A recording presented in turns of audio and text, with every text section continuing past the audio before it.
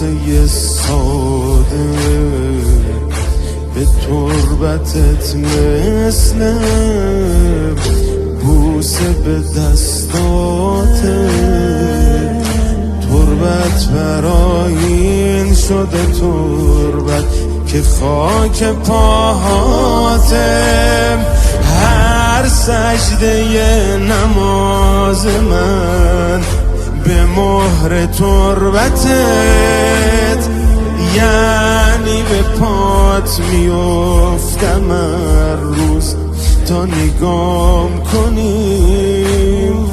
بعد نماز سلام دیدم به کربلام، شاید فکری به حال همه دلتنگیام کنیم. عبادتم حسین، سعادتم حسین،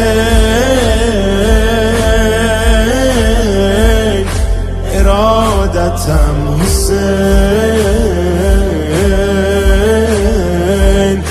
قیامتم حسین، عبادتم حسین،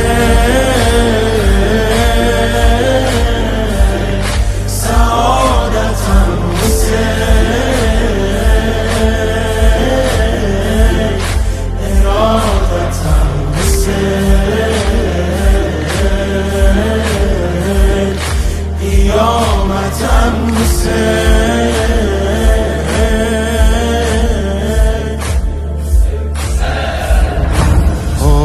منو وا کرد مادر بزرگم با تربت علا.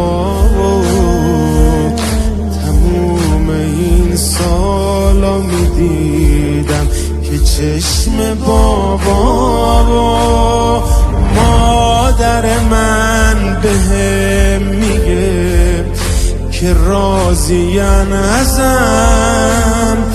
این که حسینی شدم و حسین حسین میگم. خیلی آدم تو زندگیم دیدم و فهمیدم خدا میخواست خیر منو که نوکرت شدم. رزق من حسین،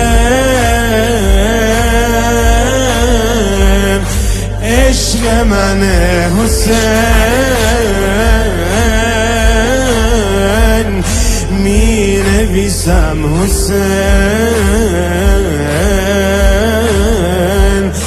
مشق من حسین، عبادتم حسین.